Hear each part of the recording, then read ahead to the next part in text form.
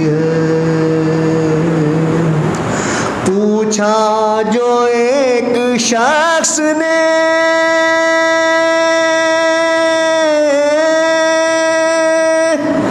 شبیر تیرا کون ہے،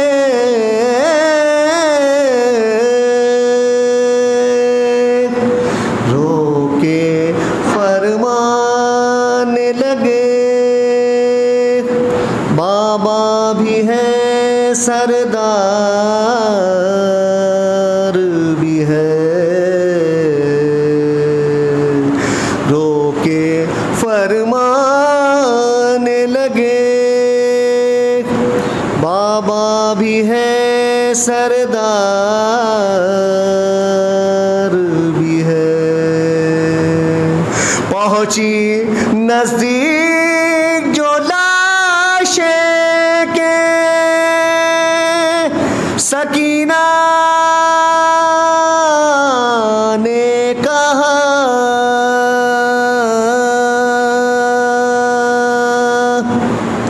پہنچی نزدیک جو لاشیں کے سکینہ نے کہا یہ میرے بابا کا بھائی بھی ہے، علمدار بھی ہے، یہ میرے بابا کا بھائی بھی علمدار بھی ہے۔ پہنچی نزدیک جو کوفے کے تو بولی زینب،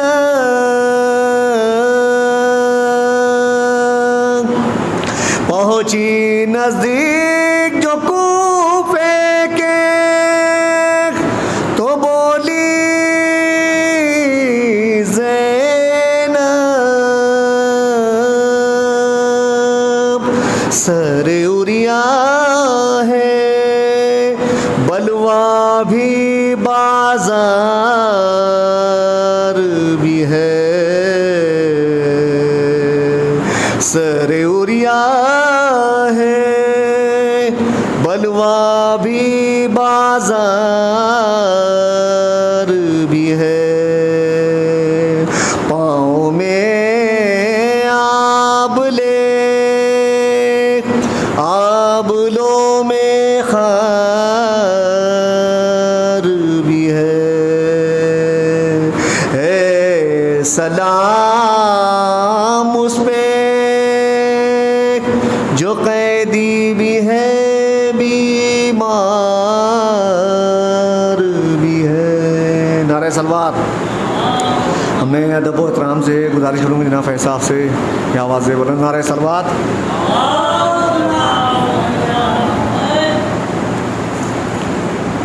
جو مومنین باہر ہیں ان سے گزارش ہے کہ مسجد پر تشریف لیں، مجلس کا آغاز پیشخانی سے بھی ہو چکا ہے اور مولانا ممبر افروز ہو رہے ہیں، آواز سے بولیں نعرہ صلوات۔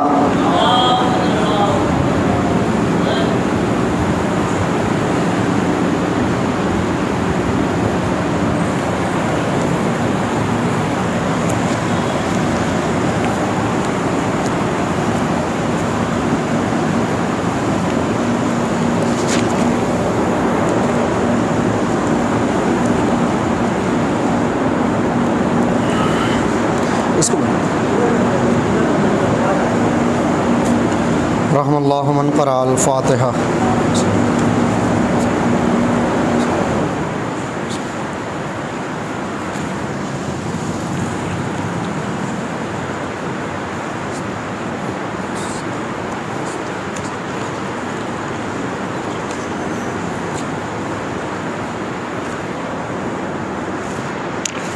حضرات گزارش ہے کہ ایک مرتبہ سورہ حمد اور 3 مرتبہ سورہ اخلاص کی تلاوت فرما کر مرحوم صابر آغا ابن مرحوم احمد آغا صاحب کی روح کو سلام۔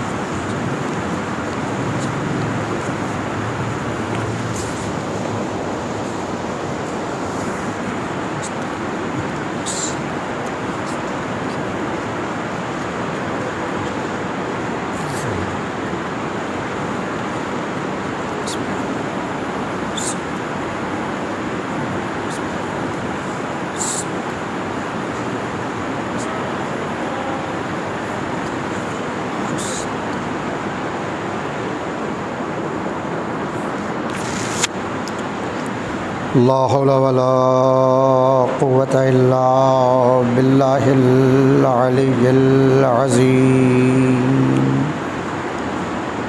أعوذ بالله من الشيطان اللعين الرجيم. بسم الله الرحمن الرحيم. الحمد لله الذي لا يبلغ مدحته القائلون ولا يحصي نعماءه الآدون ولا يؤدي حقه المجتهدون. الذي لا يدركه بعد الهمم ولا يناله غوث الفتن.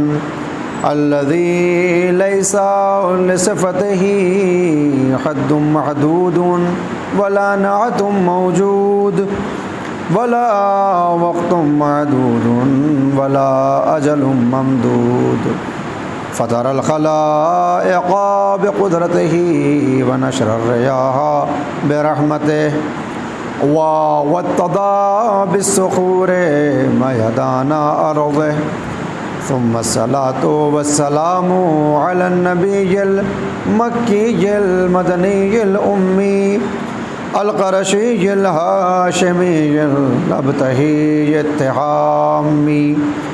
أصله أصيل وفرحه طويل وكنبه كهيل وخلقه عظيم. المعلن الحق بالحق بالقاسم محمد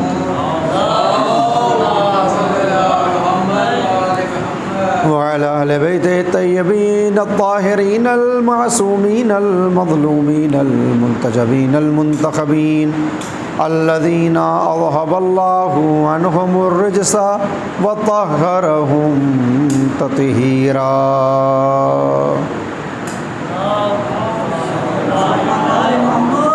ولعنة الله على أعدائهم من الآن إلى قيام يوم الدين.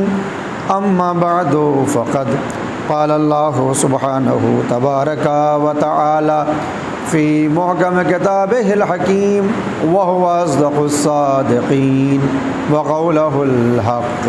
بسم الله الرحمن الرحيم. كل نفس ذائقة الموت ثم إلينا ترجعون. صلوات.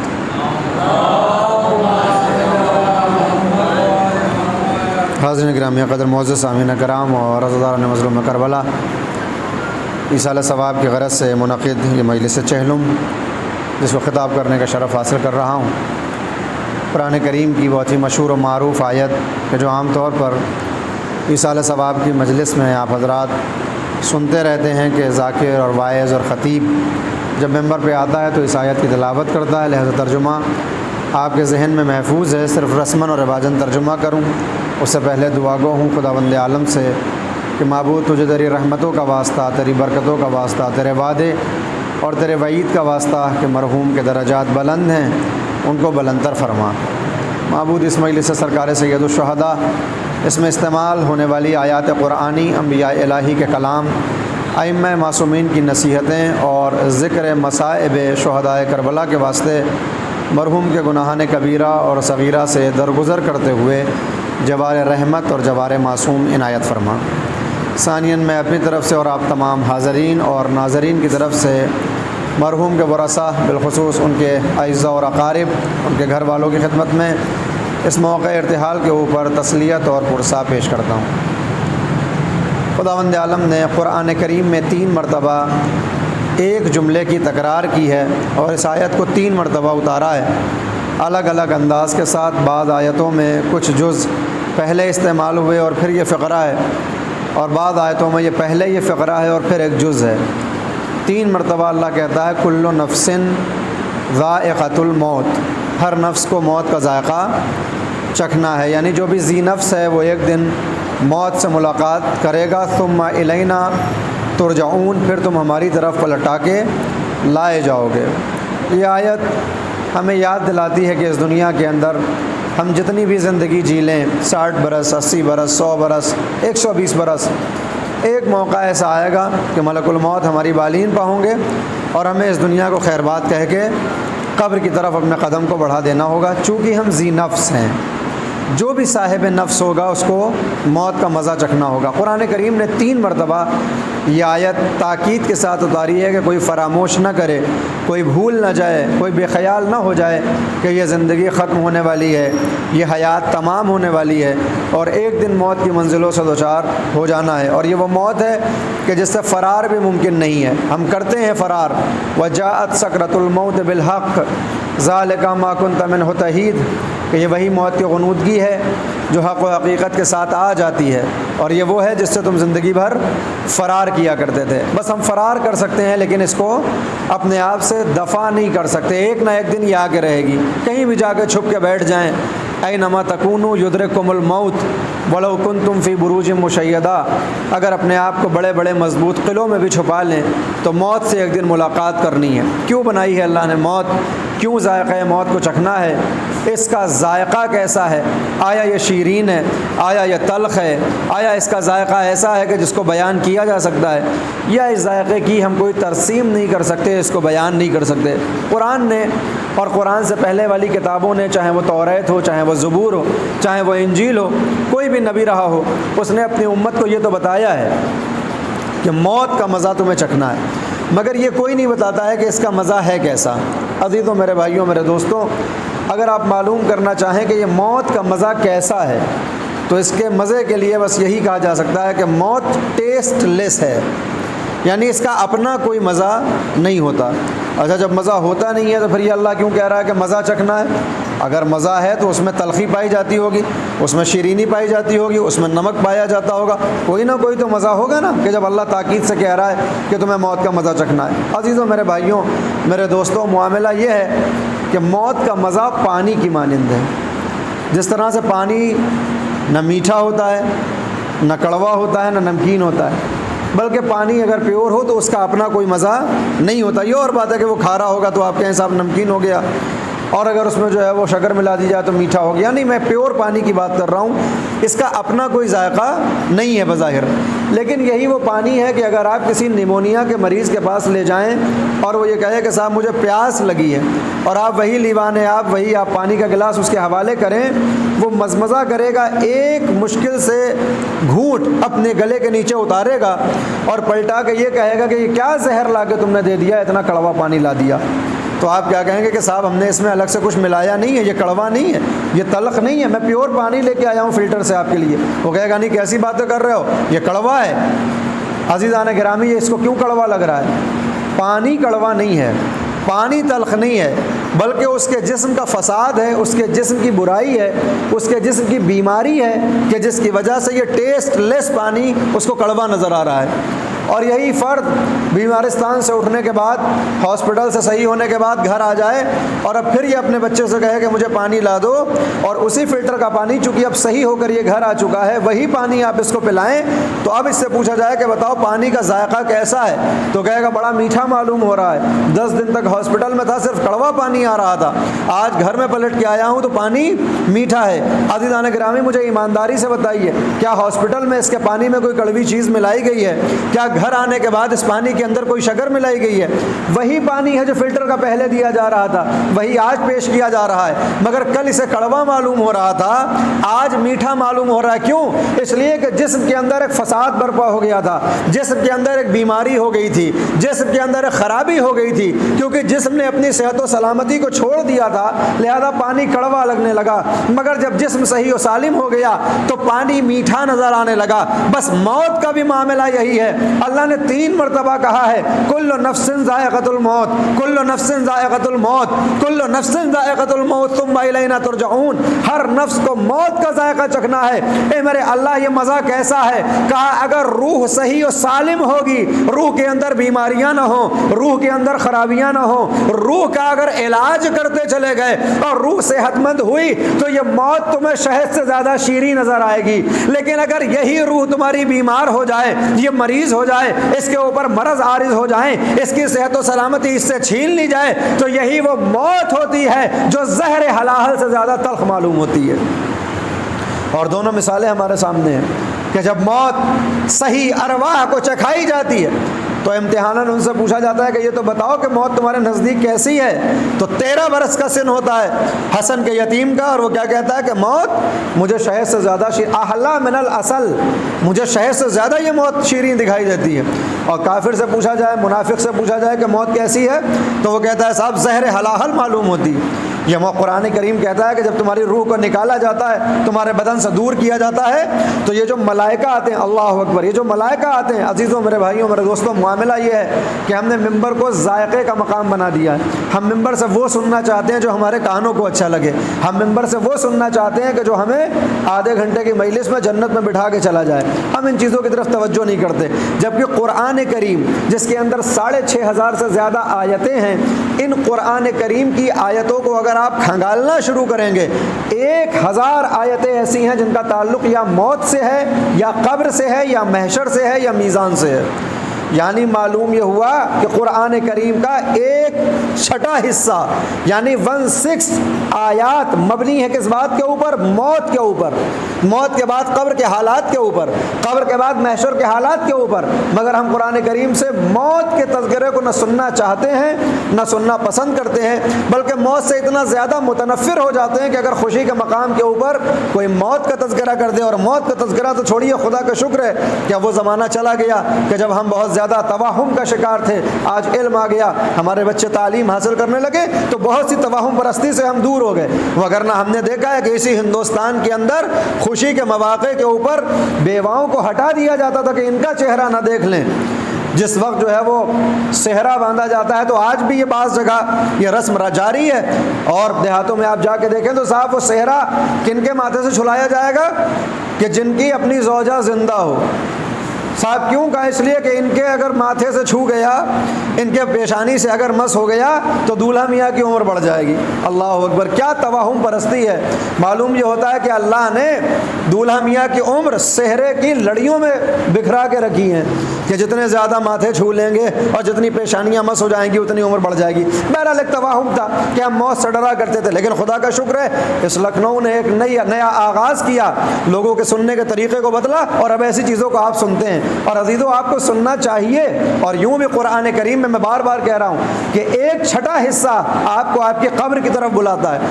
وجہ کیا ہے؟ وجہ یہ کہ یہ جو ہمیں زندگی ملی ہے یہ پل بھر کی زندگی ہے، یہ پل بھر کی زندگی، آپ اس کا حساب کریں۔ میں آپ کے سامنے بالکل پریکٹیکل بات کرنا چاہتا ہوں۔ حضرت آدم کو اس دنیا سے گئے ہوئے کتنے برس ہو گئے؟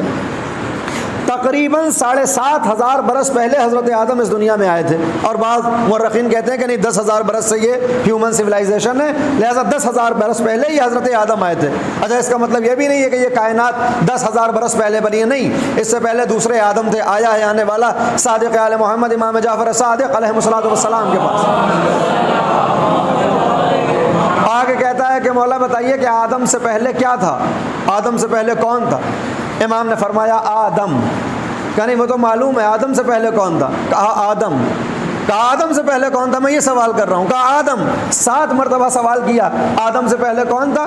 امام بار بار جواب دے رہے ہیں آدم۔ اس نے کہا مولا وہ تو مجھے معلوم ہے کہ یہ آدم تھے جن کی ہم اولاد آدمی کہلاتے ہیں۔ کہا میں اس آدم کی بات نہیں کر رہا ہوں، اس سے پہلے نہ جانے کتنی مرتبہ اس دنیا کو بسایا گیا، اس دنیا کو بنایا گیا، ہر دنیا میں جو پہلا شخص آتا تھا وہ آدم ہی ہوتا تھا، اس کو آدم کہا جاتا ہے۔ لہذا یہ کائنات تو بہت زمانے سے، مگر یہ جو ہماری ہیومن سویلائزیشن ہے جس کو 7,500 سے لے کے 10,000 برس ہوئے ہیں، اس 10,000 برس کی زندگی میں اب عزیزان گرامی آپ مجھے ایمانداری سے بتائیں کہ حضرت آدم کے زمانے میں اگر کوئی انسان کو موت آئی ہوگی، کسی انسان کو موت آئی ہوگی، آج تک کتنا زمانہ گزر گیا حضرت آدم کے زمانے میں کہ جن کی عمر 2,500 برس ہے؟ مثال کے طور پر زندگی کے آخری موڑ پر بھی اگر انہوں نے دیکھا کہ کوئی انسان مر گیا ان کی امت کا، تو آج کتنا زمانہ ہو گیا؟ 5,000 برس۔ اس نے جو مرا ہے اس کی زندگی کتنی تھی کل؟ 60 برس، 80 برس، 100 برس، 200 برس، میں کہتا ہوں 1000 برس، اس سے زیادہ تو نہیں تھا نا۔ 1000 برس کے بعد 5,000 برس ہو گئے اس کی موت کو، اور آج سے لے کے قیامت کا فاصلہ کتنا ہے کوئی نہیں جانتا۔ قیامت کا فاصلہ کتنا ہے یہ کوئی نہیں جانتا۔ 1,000 برس کے بعد قیامت آنے والی ہے، 5,000 برس کے بعد آنے والی ہے، 10,000 برس کے بعد آنے والی ہے، یا 50,000 برس کے بعد، کسی کو نہیں معلوم۔ تو کتنی سی زندگی گزار کے گیا ہے؟ 100 برس، 200 برس، 300 برس، کتنا زمانہ گزر چکا ہے مرے ہوئے؟ 5,000۔ قیامت کب آئے گی معلوم نہیں، قیامت بھی آ جائے، وہ ایک دن جو روز محشر ہے وہ کتنے برس کا ہے؟ 50,000 برس کا۔ روز قیامت، روز محشر 50,000 برس کا ہے۔ مولا امام جعفر صادق فرماتے ہیں کہ روز محشر تمہاری 50 منزلیں ہوں گی۔ محشر کے میدان میں جب تم اعمال نامہ لے کے کھڑے ہوگے تو تمہارے 50 اسٹیشن ہوں گے، ہر اس اسٹیشن پر، ہر منزل پہ تمہیں 1000 برس روکا جائے گا۔ قرآن کریم کی آیت ہے کہ 50,000 برس کا روز محشر ہوگا۔ امام فرماتے ہیں ہر منزل پہ 1000 برس گزارنے ہوں گے۔ اب ان تمام دنوں کا، ان برسوں کو آپ جمع کر لیجئے کہ مرنے کے بعد سے لے کر برزخ کا ماحول، برزخ کے بعد سے لے کر محشر، اور خود محشر کا زمانہ جو 50,000 برس کا ہے، ان تمام کو جمع کریے اور پھر اپنی زندگی کو نکال کے دیکھیے کتنی زندگی ہے ہماری۔ 60 برس، 80 برس، 100 یا 120 برس، اس کو آپ ڈیوائڈ کریں گے تو عزیزو 0.01% بھی نہیں ہوگی ہماری جو زندگی جو ہمیں عطا کی گئی ہے۔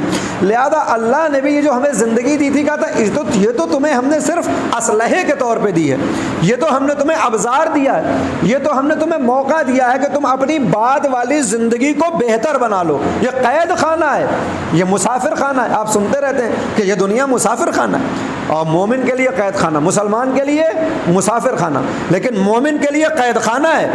تو اگر ہم اپنے آپ کو مومن سمجھتے ہیں تو پھر اس دنیا کو ہمیں قید خانہ تصور کرنا ہوگا۔ قید خانے میں کیا ہوتا ہے؟ آرام نہیں ہوتا، اذیتیں ہوتی ہیں، قید خانے میں پریشانیاں ہوتی ہیں، اور آپ شکایت بھی نہیں کر سکتے اس لیے کہ قید ہیں۔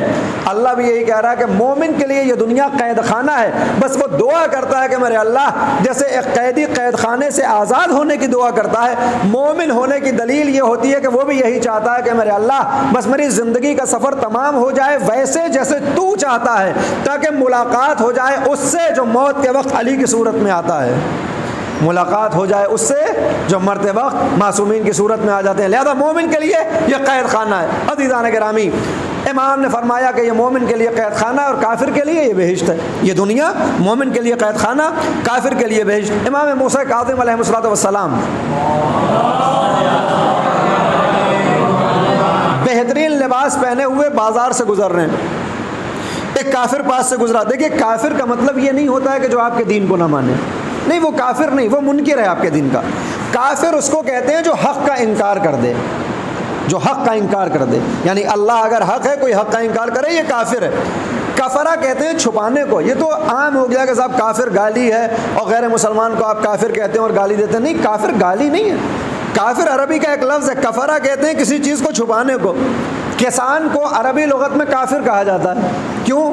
کیونکہ وہ اپنے تخموں کو زمین کے اندر چھپا دیتا ہے، تو جو کسی چیز کو چھپا دے اسے کافر کہتے ہیں۔ ہم جو اسلام کو نہیں مانتا اسے کافر کیوں کہتے ہیں؟ کیونکہ ہمارا دعویٰ یہ ہے کہ اللہ حق ہے اور یہ حق کو چھپانا چاہتے ہیں، حق کا انکار کرنا چاہتے ہیں، لہذا ہم انہیں کافر کہتے ہیں۔ بہت سی چیزوں کے ہم کافر ہیں، ہم جس چیز کا انکار کرتے ہیں ہم اس کے کافر ہیں۔ مثال کے طور پر اگر کوئی انسان شوگر پیشنٹ ہو اور آپ اس کے سامنے چائے لا کر رکھ دیجئے، وہ کہے گا صاحب چائے نہیں پیوں گا میں، تو آپ پوچھے گا کہ آپ چائے پیتے نہیں؟ کہ نہیں، چائے تو پیتے ہیں، یہ چائے نہیں پیوں گا۔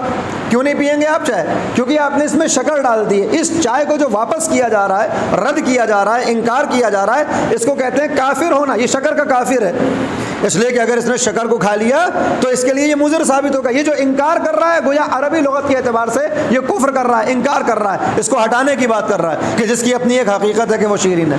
تو عزیزو، یہ جو کافر ہوتا ہے گزرا امام موسیٰ کاظم کے پاس سے، مولا بہترین لباس پہنے ہوئے، اس نے کہا کہ امام موسیٰ کاظم مسلمانوں کے آپ امام ہیں، جانشین مصطفیٰ ہیں، میں نے تو یہ سنا ہے کہ آپ کے آباء و اجداد کہا کرتے تھے کہ یہ دنیا مومن کے لیے قید خانہ ہے اور کافر کے لیے یہ بہشت ہے۔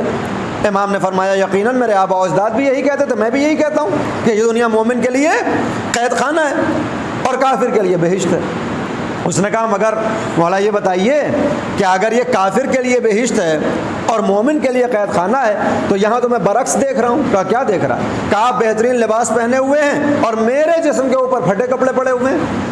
آپ کا اپنا بہترین مکان ہے۔ مولا امام موسیٰ کاظم علیہ السلام نے بہت محنت کی تھی کشاورزی میں، بہت کھیتی کیا کرتے تھے، لہذا مال و متاع کے اعتبار سے امام موسیٰ کاظم کافی مضبوط تھے۔ ائمہ کی فہرست میں امام موسیٰ کاظم ثروت مند سمجھے جاتے ہیں، اس لیے آپ نے بہت تقسیم بھی کیا ہے، لوگوں کی بہت سی مدد بھی کی ہے۔ کہا آپ کے پاس دیکھیے اتنا مال و متاع ہے اور میرے پاس کوئی مال و متاع نہیں، آپ کے پاس اتنا بڑا مکان، میرے پاس کوئی مکان بھی نہیں، آپ بہترین لباس پہنے ہوئے اور میرے پاس لباس بھی نہیں ہے، تو آپ کے اجداد کے اعتبار سے تو میرے لیے یہ سب ہونا چاہیے تھا، اور آپ معاذ اللہ نعوذ باللہ تنگ دست ہونا چاہیے تھے، فقیر ہونا چاہیے تھے، جبکہ الٹا ہے، جبکہ آپ کے لیے یہ قید خانہ ہونا چاہیے تھا۔ امام کا جواب سنیے عزیزو، امام نے فرمایا کہ جو میرے آباء و اجداد نے کہا ہے وہ بالکل سچ ہے، اور جو تو دیکھ رہا ہے وہ بھی سچ ہے۔ کہا یہ دونوں باتیں سچ کیسے ہو سکتی؟ میں دیکھ رہا ہوں کہ میں تنگ دست ہوں، میں فقیر ہوں، میرے لیے یہ قید خانہ بنا ہے، اور آپ زرق و برق لباس پہنے۔ امام نے فرمایا کہ اگر آسمان کے پردے ہٹا کے اللہ تجھے یہ دکھا دے کہ مرنے کے بعد اس نے مومن کے لیے کیا انتظام کیا ہے، تو ساری دنیا بھی اگر مومن کے ہاتھ میں ہو تو اسے قید خانہ ہی نظر آئے گی۔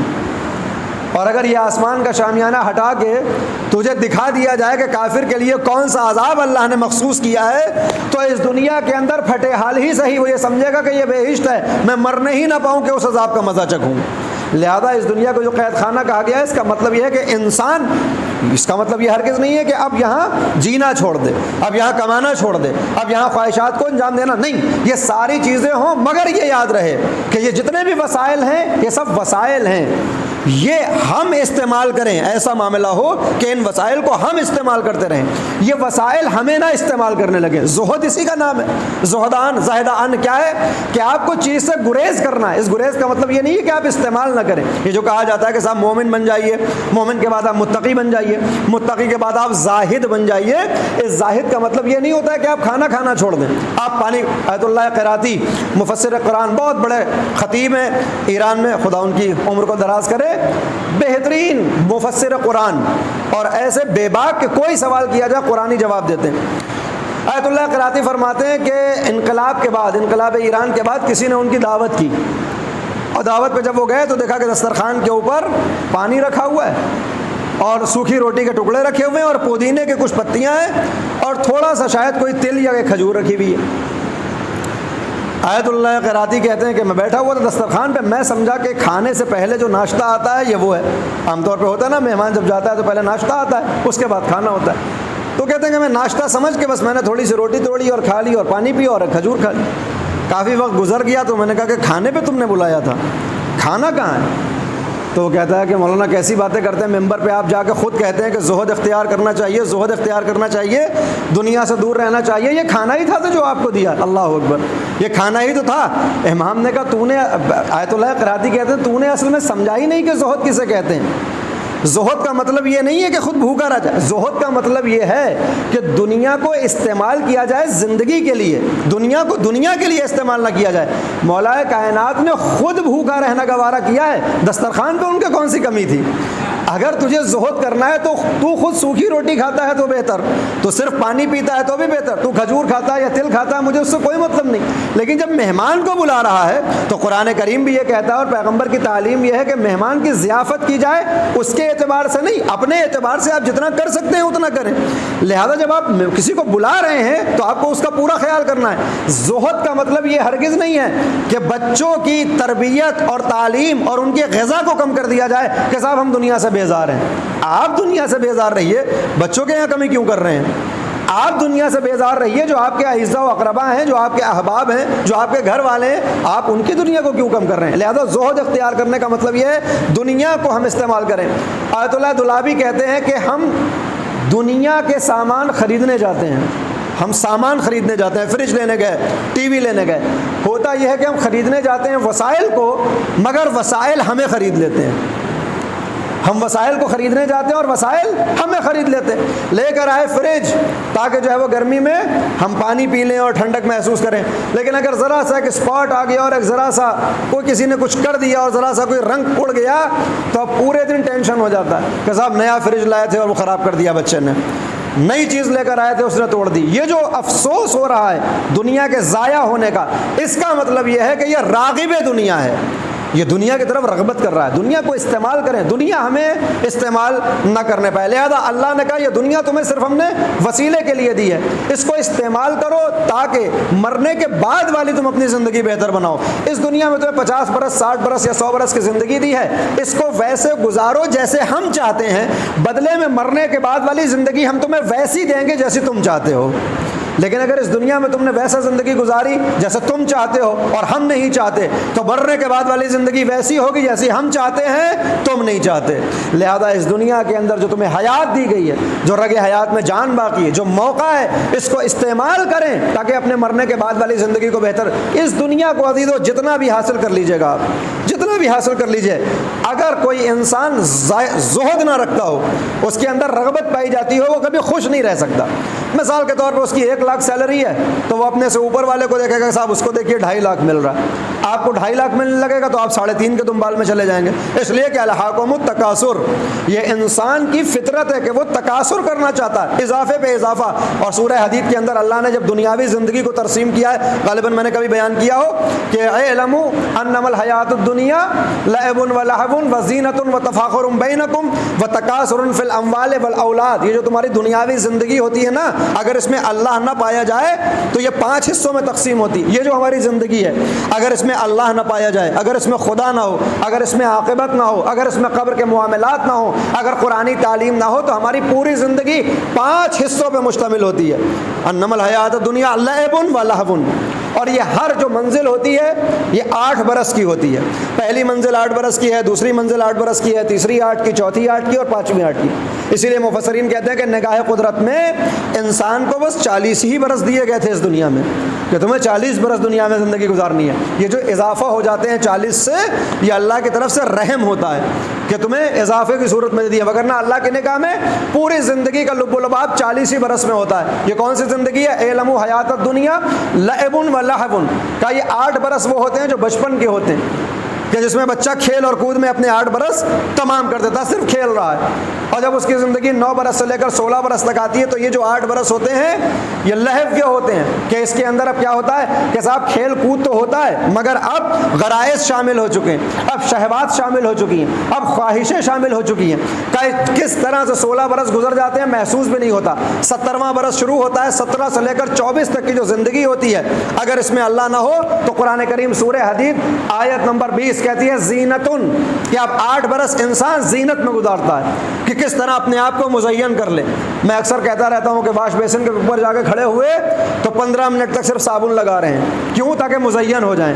منہ دھل کر واپس آئے تو معلوم یہ ہوا کہ نئی سن اسکرین کریم اور نئے پاؤڈر لگائے جا رہے ہیں تاکہ مزین ہو جائے. یہ زندگی ہے, کیونکہ اللہ نہیں پایا جاتا. لہذا 17 سے 24 برس کا جو زمانہ ہوتا ہے, قرآن کہتا ہے اس میں صرف زینت کر رہے ہیں, زینت کر رہے ہیں. کب 24 برس نکل جاتے ہیں معلوم بھی نہیں ہوتا. چوتھی منزل کا آغاز ہو جاتا ہے, 25 برس سے لے کر 32 برس کی زندگی تفاخر بینکم. اگر اللہ نہ پایا جائے تو فخر و مباحت کی زندگی. میرا مکان دیکھیے کتنا عالی شان ہے, میرا کالج دیکھیے جہاں سے میں نے پاس آؤٹ کیا ہے, میرا محلہ دیکھیے کتنا شاہی ہے, میری گاڑی دیکھیے کتنی خوبصورت ہے, میری بائک دیکھیے کتنی اعلیٰ. یہ تفاخر کا زمانہ, فخر و مباحت ہو رہا ہے کیونکہ اللہ نہیں پایا جاتا. کس طرح سے 32 برس ضائع ہو گئے محسوس بھی نہیں ہوتا. 33واں برس داخل ہوتا ہے, 33 سے لے کر 40 برس کی جو زندگی ہوتی ہے یہ دنیاوی زندگی, کیا ہوتا ہے؟ تکاثر فی الاموال والاولاد, کہ اب یہاں انسان اپنے اموال میں اضافہ کرنا چاہتا ہے کہ جتنا مل رہا ہے اس کو اور بڑھا لے, جتنا مل رہا ہے اس کو اور بڑھا لے. مال میں بھی اضافہ چاہتا ہے, اولاد میں بھی اضافہ چاہتا ہے. ایک اللہ نے دیا ہے تو دوسرا آ جائے, دوسرا دیا ہے تو تیسرا آ جائے, پھر اس کی اولاد آ جائے اور اس کے بعد ناتی اور پوتوں کا زمانہ شروع ہو جائے. یہ 8 برس کے 5 حصے ہوتے ہیں ہماری زندگی میں. اگر اللہ نہ پایا جائے تو کس طرح 40 برس گزر جاتے ہیں. قرآن کی آیت پھر اضافہ کرتی ہے اسی آیت میں کہ پھر 40 برس کے بعد انسان دیکھتا ہے, کیا دیکھتا ہے کہ جیسے ایک کشاورز, ایک کھیتی کرنے والا اپنے لہلہاتے ہوئے کھیتوں کو دیکھ کر خوش ہو جاتا ہے کہ یہ لہلہا رہے ہیں, یہ سرسبز و شاداب ہیں, مگر ایک مرتبہ ہوا کے تھپیڑے چلتے ہیں اور یہ جو کھیت کل تک سبز تھے, سرسبز تھے, شاداب تھے, ان کی بالیاں مرجھا جاتی ہیں, سوکھ جاتی ہیں, اور پھر حالت یہ ہوتی ہے کہ اگر ان کو ہاتھ پہ رکھ کے رگڑ دیا جائے اور ایک پھونک مار دی جائے تو یہ سب ہوا میں پراکندہ ہو جاتے ہیں. یہی عالم ہوتا ہے اس انسان کا کہ جس نے اپنی زندگی کے اندر دنیا کو داخل کر لیا, دنیاوی زندگی گزاری. 40 برس کیسے تمام ہوتے ہیں کہ وہ یہ دیکھتا ہے کہ کل تک جس زندگی کو دیکھ کر خوش ہو رہا تھا وہ اب سوکھے ہوئے برادے کی مانند ہوا میں اڑ گئی ہے.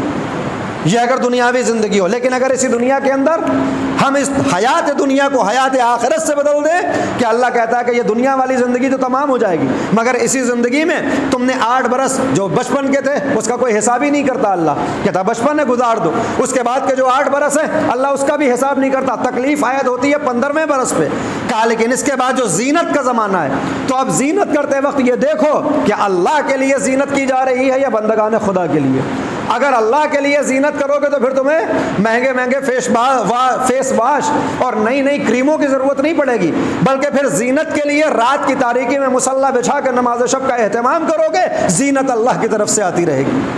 پھر تفاخر کے لیے اگر دنیاوی زندگی نہ ہو تو فخر و مباحات نہیں, بلکہ اللہ کے لیے تم مصلی بچھاؤ گے, سجدہ خالق میں سر رکھو گے, اہل بیت کو اپنا نمونہ عمل جانو گے, تو اب تم کو فخر کرنے کی ضرورت نہیں ہوگی. دنیا تم پہ فخر کرے گی کہ یہ اہل بیت کے ماننے والے ہیں.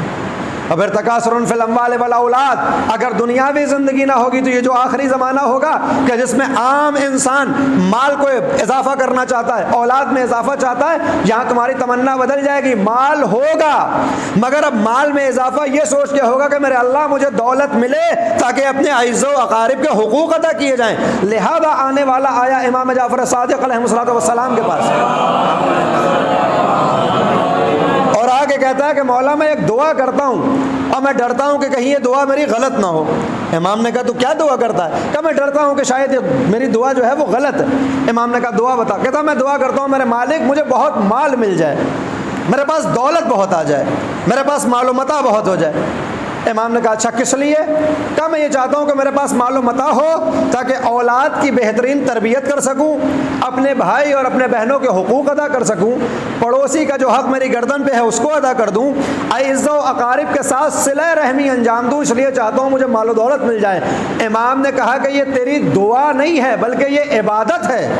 یہ دعا نہیں ہے, تو یہ عبادت کرتا ہے یہ دعا کر کے, اس لیے کہ جو تو مال و متاع حاصل کرنا چاہتا ہے اس کو اپنے لیے حاصل نہیں کرنا چاہتا بلکہ وہ ذمہ داریاں پوری کرنا چاہتا ہے جو تیری گردن کے اوپر عائد ہے. لہذا دین اور اسلام نے پیسہ کمانے کو منع نہیں کیا ہے, دنیا کے حصول کو منع نہیں کیا ہے, مگر میں بار بار کہہ رہا ہوں کہ دنیا کو وسیلہ سمجھ کے استعمال کرنا ہے اور اس دنیا کو حاصل کرنا ہے تاکہ وہ فرائض, اگر مثال کے طور پر مال و متاع نہ ہو, شیعوں کے پاس, مومن کے پاس پیسہ ہی نہ ہو تو پھر مدرسے کیسے چلیں گے, پھر مسجدوں کے اماموں کو پیسے کیسے دیے جائیں گے, پھر ذاکرین کو لفافے کہاں سے دیے جائیں گے. یہ تو میں مذاق کی بات کر رہا ہوں, لیکن آپ سوچیں کہ اگر شیعوں کے پاس واقعاً پیسے نہ ہوں اور اسی طرح سے سب غربت میں زندگی گزارنے لگے تو اولاد کی تربیت کیسے ہوگی, اچھے کالجز میں آپ ایڈمیشن کیسے دلائیں گے. لہذا مال و متاع کو ضرور کمائیں, مگر یہ یاد رہے کہ یہ مال اس راستے سے کمایا جائے کہ جو راستہ حلال کا راستہ ہے. اس مال کو وہاں صرف و خرچ کیا جائے جہاں خدا چاہتا ہے, وہاں صرف نہ ہو جہاں ابلیس چاہتا ہے. اس لیے کہ ایک احسان فراموش کی پہلی علامت یہ ہوتی ہے کہ آپ جس کے اوپر احسان کریں وہ آپ کے احسان کا بدلہ احسان سے نہیں بلکہ شر سے چکائے. تو دنیا کا سب سے بڑا احسان کرنے والا خداوند عالم ہے. اس نے ہمیں آنکھ کی نعمت دی ہے, اس نے ہمیں کانوں کی نعمت دی ہے, اس نے ہمیں عقل کی نعمت دی ہے, اس نے ہمیں وجود کی نعمت دی ہے. تو اب جو منعم ہے, جو ہمیں نعمتیں دینے والا ہے, اب ہمارے احسان کے بدلے کے احسان کا تقاضا یہ ہے کہ ان نعمتوں کو وہاں استعمال کریں جہاں وہ خدا چاہتا ہے. لیکن اگر ہم نعمتیں لیں خداوند عالم سے, استعمال وہاں کریں جہاں شیطان چاہتا ہے, جہاں ابلیس چاہتا ہے, تو پھر یاد رکھیں کہ ہم احسان فراموش ہیں, ہمارے اندر غیرت نہیں ہے. لہذا عزیزوں, میرے بھائیوں, میرے دوستوں, یہ زندگی ختم ہونے والی ہے, دنیا کا سفر تمام ہونے, رکنے والا نہیں ہے. یہ زندگی آپ سمجھ رہے ہیں, جو سانسیں لے رہے ہیں نا, ہر سانس کے اوپر آپ کی زندگی گھٹ رہی ہے. مولا کائنات نہج بلاغہ میں فرماتے ہیں کہ تمہارے اور قبر کے درمیان ایک فاصلہ ہے. ہماری قبر کہاں ہے, اس میں ابھی میرے ساتھ ایک فاصلہ ہے. ہر سانس جو میں لے رہا ہوں یہ میرا قبر کی طرف اٹھتا ہوا ایک قدم ہے. ہر سانس قبر کی مانند جاتا ہوا ایک قدم. لہذا ہم زمانے کو روک نہیں سکتے, اس دنیا کو روک نہیں سکتے. زندگی تو ہماری ختم ہو رہی ہے. مجلس شروع ہونے سے پہلے جو ہماری زندگی تھی, مجلس کے ختم ہونے کے بعد 1 گھنٹہ ہماری زندگی کا چلا گیا, ہماری زندگی کا 1 گھنٹہ خرچ ہو گیا. فیصلہ آپ کو کرنا ہے کہ یہ 1 گھنٹہ آپ کو کہاں خرچ کرنا ہے, اس کی قیمت کیا ہے. آپ اپنی زندگی دے رہے ہیں, جو کہا جاتا ہے وقت کی قیمت جانیے, وقت کی قیمت نہیں ہے, آپ کی زندگی کی قیمت ہے. اگر اللہ نے میرے گھنٹوں کو 7000 گھنٹے میرے مثال کے طور پر رکھے ہیں میری قسمت میں, اور 1 گھنٹہ میں نے باتوں میں ضائع کر دیا, 1 گھنٹہ میں نے فلم میں ضائع کر دیا, 1 گھنٹہ میں نے کرکٹ میں ضائع کر دیا, مثال کے طور پر 1 گھنٹہ میں نے بیہودہ محفلوں میں جا کے ضائع کر دیا. محفل سے مراد آپ یہ نہ سمجھیے گا محفل مقاصدہ کی بات کر رہا ہوں. محفل کا مطلب یہ ہے کہ جو میٹنگ ہوتی ہے سڑک کے کنارے, کبھی دیہات میں اور کبھی چوراہے کے اوپر اور کبھی گلی میں. یہ جو ہم اپنے وقت کو ضائع کر رہے ہیں, یہ وقت نہیں ضائع ہو رہا ہے, یہ ہم اپنی زندگی کو ضائع کر رہے ہیں.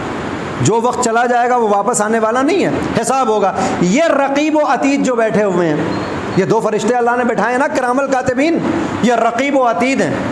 یہ کیا کرتے ہیں؟ ہم جو کچھ کرتے ہیں ہم اس کی طرف متوجہ ہوں یا نہ ہوں, یہ سب لکھ رہے ہیں. قرآن کریم کہتا ہے یہ سب لکھ رہے ہیں, اور قیامت میں یہ سب ہمیں دکھایا جائے گا. فَمَن يَعْمَلْ مِثْقَالَ ذَرَّةٍ. دیکھیں اب یہ بھی سمجھ لیں کہ میں نے جو کرکٹ کے بارے میں بات کر دی, اس کا مطلب یہ نہیں ہے کہ آپ بالکل نہ کھیلیے. نہیں, 20 منٹ اپنی زندگی میں آپ تعلیم کو ضرور دیجیے. آپ جو بھی کام کرتے ہوں, آپ کا جو بھی مشغلہ ہو, ایک نصیحت اور وصیت یاد رکھیں, 20 منٹ ورزش کے اوپر ضرور خرچ کریے اپنی زندگی کے روزانہ میں, اور 20 منٹ کتاب پہ ضرور خرچ کریے. کتاب پہ ضرور خرچ کریے. اگر آپ 20 منٹ روزانہ کوئی بھی کتاب پڑھتے ہیں جو آپ کا ذوق ہو, جو آپ کی زندگی کو بہتر بنائے, یہ آپ کی عقل کو تیز کرے گا. اور 20 منٹ کی ورزش, وہ کرکٹ کی صورت میں ہو یا کسی بھی بازی کی صورت میں ہو, کسی بھی کھیل کی, یہ آپ کے بدن کو مضبوط کرے گا. اور ایک صحت مند روح صحت مند جسم میں رہتی ہے, لہذا یہ ہمارے اوپر ہے, ہمیں کرنا چاہیے. کوئی بھی چیز حد سے زیادہ جب بڑھ جاتی ہے, جب افراط پایا جائے تو وہ بری ہو جاتی ہے. نماز ہی, اگر آپ صبح سے لے کر شام تک نماز پڑھتے رہیں اور بیوی کہتی رہے کہ صاحب گھر میں کچھ ہے ہی نہیں کھانے کو پکانے کے لیے, جاؤ کچھ کام کرو تاکہ لے کے آؤ, اور آپ کو شوق چڑھ جائے کہ ہم نماز پڑھتے رہیں گے, تو اللہ کہے گا یہ نمازیں بھی ہم قبول نہیں کرنے والے. اللہ افراط کسی چیز میں نہیں چاہتا ہے, ہر چیز بیلنس ہونی چاہیے. ہر چیز کا اپنا ایک مقام ہے. اپنی زندگی کو ہمیں بانٹنا ہے. 24 گھنٹے اللہ نے دیے ہیں, کہا 6 گھنٹے اپنی کمائی میں خرچ کرو, 6 گھنٹے ہماری عبادت میں. اللہ اکبر, 6 گھنٹے عبادت میں.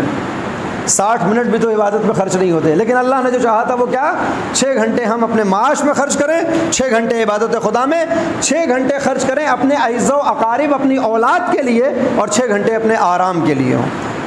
اگر ہم اس اصول کے اوپر چلیں گے تو دنیا بھی کامیاب ہوگی اور آخرت بھی کامیاب ہوگی. بہرحال اب اس کا مطلب 6 گھنٹے کا یہ بھی نہیں ہے کہ آپ رات میں 12 بجے جاگ جائیں اور صبح 6 بجے تک عبادت کرتے رہیں کہ صاحب بس 6 گھنٹے کر لیں گے, اب نہ ظہر پڑھیں گے, نہ عصر پڑھیں گے, نہ مغرب, نہ عشاء. نہیں, اس کو بیلنس کر کے رکھنا ہے. تو عزیزان گرامی, میں عرض یہ کر رہا تھا, یہ زندگی ختم ہو جائے گی. یہ رقیب و عتید بیٹھے ہوئے ہیں, ہر شے کو یہ لکھ رہے ہیں, ہر شے کو لکھ رہے ہیں.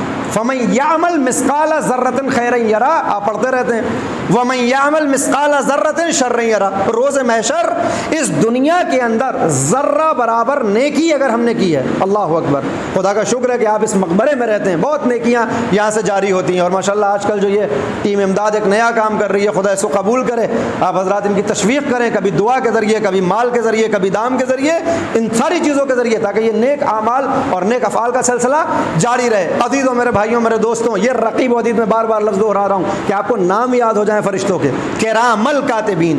یہ 2 کریم فرشتے ہیں جو کاتب ہیں, لکھ رہے ہیں, یہ ہر پل کو لکھتے ہیں. فمن یعمل مثقال ذرۃ خیرا یرا. قیامت میں تم نے دنیا میں جو خیر کیا ہے ذرہ برابر, وہ بھی تمہیں دکھایا, بتایا نہیں جائے گا کہ لکھا ہوا ہے تمہیں بتا دیا, دکھایا جائے گا. یعنی روز محشر اسکرین چلے گی ہمارے اعمال نامے کی کہ جو دنیا میں کیا تھا وہ دیکھ لو. وَمَن يَعْمَلْ مِثْقَالَ ذَرَّةٍ شَرًّا يَرَى. اگر مثقال برابر, ذرہ برابر تم نے شر کیا ہے, گناہ کیا ہے اور توبہ نہیں کیا, تو وہ بھی تمہیں دکھایا جائے گا. ذرہ جانتے ہیں کسے کہتے ہیں؟ گھر جب بند ہوتا ہے تو صبح کے وقت جب سورج نکلتا ہے تو اگر روشن دان ہو تو آپ دیکھتے ہوں گے کہ کچھ جب دھوپ پڑتی ہے تو کچھ ذرات نظر آتے ہیں اس کے اندر. آپ کو وہ جو پوائنٹ سے آپ کو دکھتے ہیں اس کو ذرہ کہا جاتا ہے. اس کو ذرہ کہتے ہیں جو ہماری آنکھ سے دکھتا ہے مگر بہت چھوٹا سا ہوتا ہے. قرآن کہتا ہے اس کے برابر بھی اگر تم نے نیکی کی ہے تو تم دیکھو گے, اگر اس کے برابر بھی تم نے بدی کی ہے اور توبہ نہیں کیا تو پھر تم اس کو دیکھو گے, کیونکہ یہ لکھ رہے ہیں. امام خمینی, میں نے تمام کیا مجلس کو, امام خمینی کے انتقال کے بعد خواب میں آتے ہیں ایک شاگرد کے اپنے, آپ نے کئی مرتبہ سنا ہوگا. شاگرد نے پوچھا کہ بتائیے قبر میں کیا معاملہ تھا, کیا سوال کیے گئے؟ تو امام خمینی نے اپنے ہاتھ کو ہلایا, دائیں سے بائیں جانب لے گئے, بولے دنیا میں یہ جو میں نے ہاتھ ہلایا تھا نا, اس کا بھی مجھے جواب دینا پڑا کہ یہ جو ہاتھ ہلایا تھا یہ حق میں ہلایا تھا یا باطل کے لیے ہلایا تھا یا عبث ہلایا تھا. اس لیے کہ روز محشر ہمیں 3 تھیلیاں دی جائیں گی. ختم کر رہا ہوں مجلس کو, میں ایسی مجلس سے پڑھتا ہوں, آپ بلاتے ہیں, بہرحال یہ آپ کی محبت ہے, وگرنہ ایسے معاملات کو سننے پہ آج کل کوئی آمادہ نہیں ہوتا. روز محشر ہوگا, ہر انسان کو 3 تھیلے دیے جائیں گے, 3 کیسے دیے جائیں گے. ایک وہ کیسہ ہوگا جس میں اس کی نیکیاں رکھی ہوں گی، دنیا میں جو نیکیاں کی ہیں اس کے حوالے کر دی جائیں گی، یہ لے کر آئے ہو نیکی کی صورت میں۔ ایک اور کیسہ دیا جائے گا، ایک اور تھیلی دی جائے گی جس میں بدیاں ہوں گی، جس میں برائیاں ہوں گی، یہ تم نے برائیاں کی تھی اب یہی تم کو دکھائی جائیں گی کہ جو تم کر کے آئے۔ ایک اور تھیلا ہوگا جس کے اندر کچھ ہوگا ہی نہیں، آپ اسے کھولیں گے نہ اس میں نیکی نہ اس میں بدی، نہ اچھائی نہ برائی۔ سوال کرے گا کرنے والا کہ میرے اللہ یہ نیکیاں مجھے سمجھ میں آ رہی ہیں، میں نے انجام دی ہیں، یہ بدیاں بھی انجام، یہ خالی تھیلا کس لیے؟ کہا یہ وہ تمہاری زندگی ہے کہ جس کو تم نے ہدر کر دیا، جس کو تم نے ضائع کر دیا۔ اپنی زندگی کے جن لمحوں میں نہ تم نے نیکی کی نہ بدی کی، چونکہ بدی نہیں کی لہذا برائیوں میں بھی شمار نہیں ہے، مگر نیکی بھی نہیں کی تو نیکی میں بھی شمار نہیں ہے۔ ہاں اپنے عمر کا ضیاع کر دیا، اپنے عمر کو برباد کر دیا، لہذا اپنی زندگی کے اپنے دنوں میں ہم دیکھیں اپنے 24 گھنٹے میں کتنا وہ وقت ہے کہ جو ہم نیکی حاصل کرنے کے لیے خرچ کرتے ہیں اور کتنا وہ وقت ہے جو بدی حاصل کرنے کے لیے خرچ کرتے ہیں۔ یقین جانیں جب آپ اپنے وقت کو تلاشیں گے تو نیکی والا زمانہ بھی کم نظر آئے گا، بدی والا ٹائم بھی کم نظر آئے گا، جو ضائع کیا ہے وہ زیادہ دکھائی دے گا کہ اپنی عمر کو ہم نے زیادہ تر ضائع کر دیا۔ عزیزو یہ عمر وہ تحفہ ہے اللہ کی طرف سے کہ جس کو ہمیں وہاں ضائع کرنا چاہیے کہ جہاں سے کچھ حاصل ہو سکے۔ عقل مند وہ ہوتا ہے جو اپنے سرمایہ کو وہاں خرچ کرتا ہے جہاں اسے منافع حاصل ہونے والا ہو، لہذا زندگی کے سرمایہ کو خرچ کریے، زندگی کو خرچ کریے تاکہ محشر میں قبر میں آپ کو اس کے بدلے میں عطا کی جا سکے، آپ کو قبر میں اس کا صلہ مل سکے، اس کی جزا مل سکے، اس لیے کہ قبر روز آواز دیتی ہے انا بیت الظلماء انا بیت الموحشہ، میں اندھیرے کا گھر ہوں، میں وحشت کا گھر ہوں، اندھیرے کا سامان لے کر آنا، وحشت کا سامان لے کر آنا۔ اب یہ اندھیرے کا سامان کیا ہے؟ عبادت خدا، معرفت پروردگار، رسول کی محبت، ائمہ اہل بیت کی سیرت۔ اگر ان کو ہم نے اپنی زندگی میں اتارا ہے، اپنی زندگی کو ان کی زندگی سے ملانے کی کوشش کی ہے تو پھر یہی محبت ہوگی، یہی عبادت ہوگی، یہی معرفت ہوگی جو قبر میں ہمارے لیے چراغ بن جائے گی۔ لہذا عزیزو دنیا کو گزاریں تاکہ اس سے ہم کچھ حاصل کر سکیں، اور جو اس معمے کو حل کر لیتا ہے، اس مقصد کو جو سمجھ لیتا ہے، پھر اس کے لیے جینا اور مرنا برابر ہوتا ہے، اس کی زندگی بھی بہشت ہوتی ہے، اس کی موت بھی بہشت ہوتی ہے۔ اور اگر عمر 8 برس کی بھی ہو تو ہاتھوں کو جوڑ کے کہتا ہے کہ مابو جان اب مرنے کی اجازت دے دیجئے۔ عام طور پہ دنیاوی زندگی لہو و لعب کی ہوتی ہے، مگر زینب کے 2 بچے اون و محمد، جعفر نے زینب سے کہا ایک کو اپنی طرف سے اور ایک کو میری طرف سے آقا حسین کے اوپر قربان کر دینا۔ 8 اور 10 برس کا سن ہے اون محمد کا، ہاتھوں کو جوڑ کے کھڑے ہیں، مابو جان مرنے کی اجازت دیجیے۔ حسین مظلوم کربلا کہتے ہیں کیسے اجازت دوں، تم تو میرے لخت جگر ہو، میری بہن کے جگر کے ٹکڑے ہو، میں تمہیں مرنے کی اجازت نہیں دے سکتا۔ مایوس ہو کر ماں کی جانب آئے، زینب سے کہتے ہیں اماں ماموں نے اجازت نہیں دی ہے مرنے کی۔ بس زینب نے اتنا سنا، دونوں بچوں کے ہاتھوں کو پکڑا، حسین مظلوم کربلا کے نزدیک آئیں، اے میرے بھیا بس مجھے اتنا بتا دو کہ ماں فاطمہ کا مرتبہ بلند ہے یا بہن زینب کا مرتبہ بلند ہے۔ حسین تڑپ گئے، بہن زینب؟ ارے کہاں فاطمہ کہاں زینب، تم تو اس کی ایک کنیز بھی قرار نہیں پا سکتی، وہ ختم الرسل کی بیٹی ہے، وہ فاطمہ ہے، وہ سیدۃ نساء العالمین ہے، وہ کنیز خاص خدا ہے، بھلا اس کا مقابلہ کیسے کیا جا سکتا ہے؟ کہا بس اگر روز محشر اس زہرا نے یہ کہہ دیا کہ زینب تم نے اپنے بچوں کو بچا لیا اور میرا لال میدان کربلا پہ شہید ہو گیا تو زینب زہرا سے کیسے آنکھیں ملائے گی؟ اے میرے بھیا مجھ کو اجازت دے دو کہ میں سرخرو ہو جاؤں، میرے بچے قربان ہو جائیں۔ لیجئے جب بہن کے اسرار کو دیکھا، اون محمد کو اجازت دی، چھوٹے چھوٹے بچے ہیں، ارے گھوڑے پہ کیسے سوار ہوتے؟ عباس و علی اکبر آ گئے، آؤ اون محمد ہم تمہیں گھوڑے پہ سوار کرتے ہیں۔ بچے گھوڑے پہ سوار ہوئے، میدان کاردار میں آئے، روایت بتاتی ہے اس طرح سے جنگ کے جوہر دکھانے شروع کیے، علمان و حلفیظ کے صدائیں بلند ہوئیں۔ کسی نے کہا حیدر کرار کے نواسے ہیں، جعفر طیار کے پوتے ہیں، ان میں بنی ہاشم کا خون پایا جاتا ہے، ان کو اس طرح سے سرنگو نہیں کیا جا سکتا، لہذا لیجئے دھوکے سے گرز مارا گیا۔ اون محمد زمین پہ آ گئے، تڑپنے لگے، اے مامو جان خیر کو آؤ۔ لیجئے حسین مظلوم کربلا نے دیکھا کہ بہن کے بچے آواز دے رہے ہیں، ایک مرتبہ تڑپتے ہوئے میدان کاردار کی جانب آئے، اون محمد کی بالین پر پہنچے، اے میرے لال تم نے زینب کو سرخرو کر دیا۔ جنازوں کو اٹھایا، لے کے آ گئے ہیں زینب اولیاء مقام کے پاس، مگر زینب نے وعدہ کیا تھا بچوں سے، اے اون محمد میں تم پہ آنسو نہ بہاؤں گی، لہذا میتیں تو دیکھ لی، اون محمد کی آنسو نہ بہایا۔ کربلا کا سفر تمام ہو گیا.